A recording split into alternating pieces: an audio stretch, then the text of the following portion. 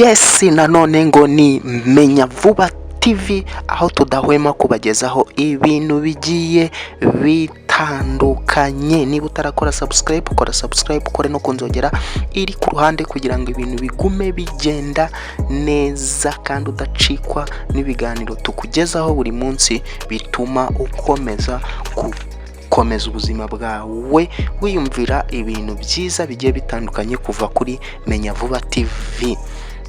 Uyu munsi twagukoreye urutonde rw'ibihugu 10 bikoze iki, ibihugu 10 bya mbere kuri isi ya nyagasani bigiramo impanuka nyinshi, aho twagukusanyirije amakuru kuva ku rubuga bita thaimagazine.org. thaimagazine.org niho twakuye urwo rutonde rw'ibihugu 10 bigira impanuka nyinshi z'imodoka mu muhanda. Tudatinze ku mwanya wa 10 turahasanga igihugu bita Centrafrica, Republika ya Centrafrica.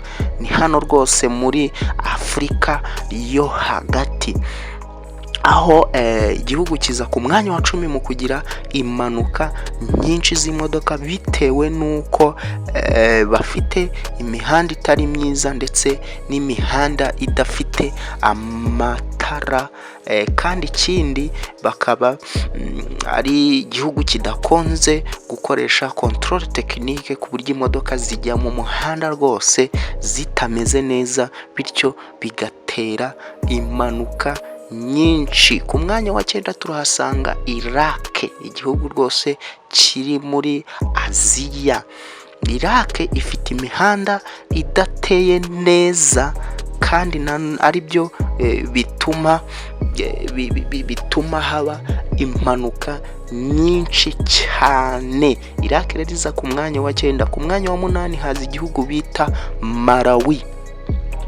Muri Malawi bafite imihanda mibi cyane. Uzuko Malawi iza mu bihugu twavuga yuko bifite ubukene bwinshi muri Afrika, n'imihanda rero yayo ntago ari myiza, aho abantu 32 mu bihumbi 100 bapfa bitewe n'impanuka zo mu muhanda. Malawi reka biza ku mwanya wa 8. Ku mwanya wa 7 haraza Kongo. Kongo hazamo impanuka nyinshi bitewe n'imihanda itari myiza ndetse n'abantu batwara ntago baba bafite ubumenyi buhagije. Ku mwanya wa 7 haza Kongo. Ku mwanya wa 6 haza igihugu bita Venezuela. Venezuela iba mu majyepfo ya Amerika, aho abantu 35 mu bihumbi 100 bapfa ku mwaka bitewe n'impanuka zo mu muhanda. Venezuela iza ku mwanya wa 6. Ku mwanya wa 5 turahasanga Sudani.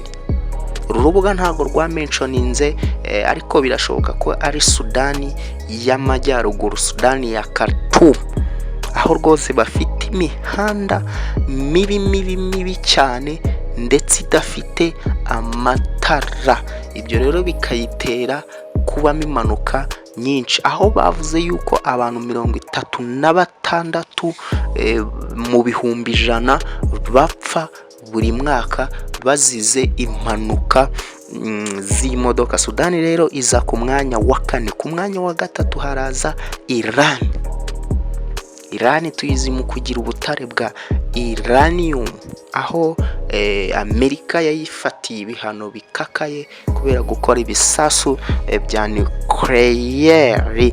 Rero Iran ivuga ko ifite impfu zigera kuri 38 mu bihumbi 100 baterwa n'impanuka zo mu muhanda bitewe no kuba abashoferi baho badakurikiza amategeko mu muhanda, mbese batwara uko biboneye.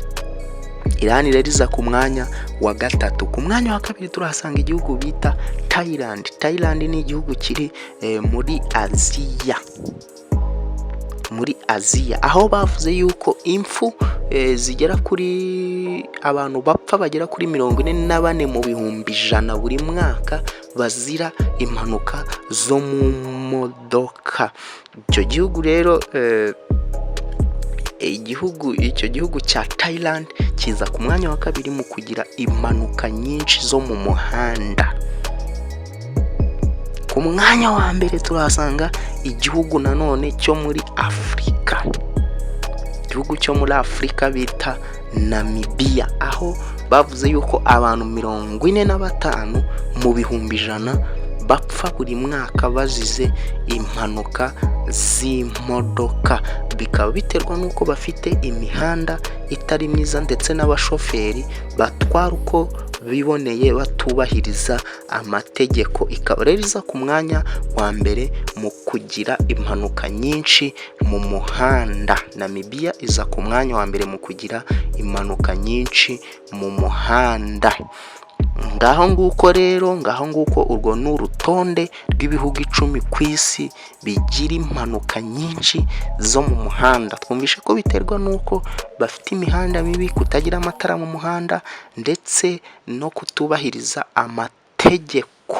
Ubwo rero ni Menya Vuba TV, aho nkubwira yuko twarabiyemeje kandi koko ntago tuzigera tubatenguha. Uramutse ugize icyo wifuza yuko tukugezaho ubutaha, watwandikira muri comment kugira ngo tukugezeho icyo wifuza. Nawe utarakora subscribe, kore no kunzogera iri ku ruhande kugira ngo udacikwa n'ibyiza byinshi tukugezaho, ndetse uzajya uhita wakira ubutumwa kuri email yawe cyangwa se kuri telefone yawe cyangwa se kuri smartphone yawe, maze ukurikirane ibyiza byinshi tukugezaho. Reka tubonane ubutaha.